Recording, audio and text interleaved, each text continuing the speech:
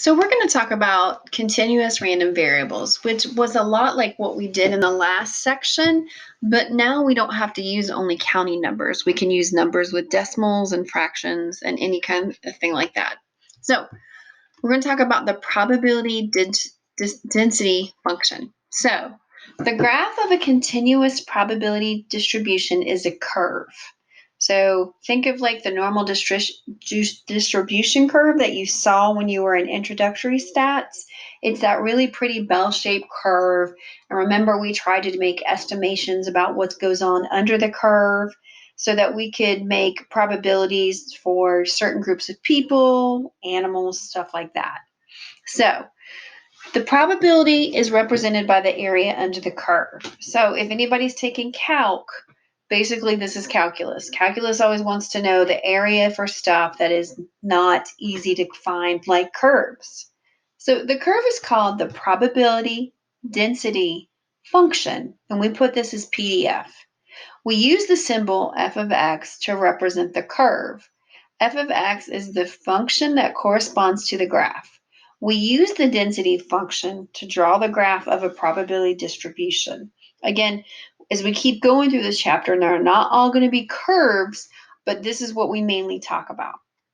So cumulative distribution function, and we saw that a little time, if you go back and think about what we did in binomial. If I use the binomial PDF, that was the exact value. If I use the CDF, it was everything and below. And this is where we come into it. I didn't do this in binomial because I didn't want to confuse you, but this is really what you did in binomial. So the area under the curve is given by a different function called the cumulative distribution function, or the CDF. The cumulative distribution function is used to evaluate probabilities as an area. The outcomes are measured and not counted like what we did before, and the entire area under the curve and above the x-axis is equal to 1. So if you think about it, that bell-shaped curve, if you were doing normal distribution, the whole area under the curve is 1. And probability is found for intervals of x values rather than individual x values. This is basically normal distribution. I want to know groups of people or below a group, above a group. This is what we use that for. So if the probability of C is less than X is less than D, it's the probability that a random variable X is an interval between the values of C and D. The probability of C less than X less than D is the area under the curve above the x-axis to the right of C and to the left of D. So the probability X equals C equals 0.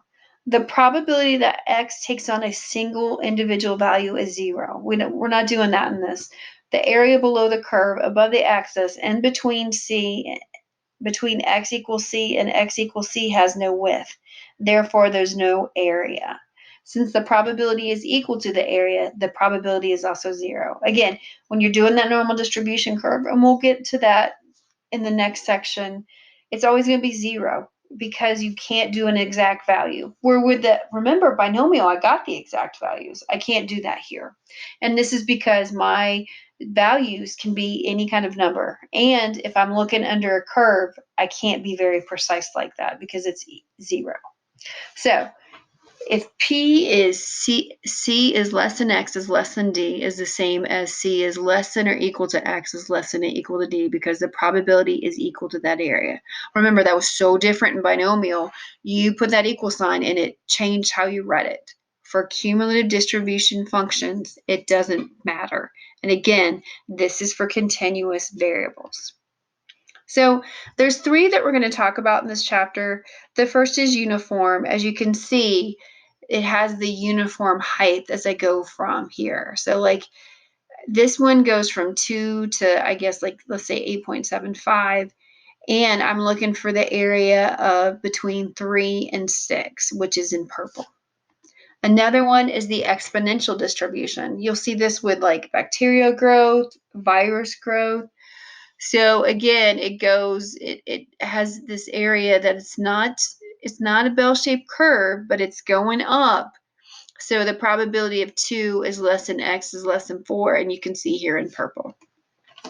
Normal distribution, we're going to get to this. So this is that really pretty area I was talking about, the bell-shaped curve. So from here to here, all this, including the purple, equals 1, the area under the curve. But if I want to find the area between 1 and 2, I'm going to look for this probability in purple. And it's going to be 1 minus whatever the area in white gives me the area in purple. If you don't remember it, it's okay. We're going to go through it soon. All right. So we begin by defining the continuous probability density function. We use the notation again of f of x.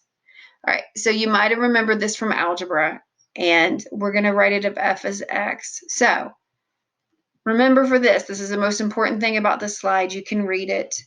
For continuous probability distribution, probability equals the area. That's all we're saying.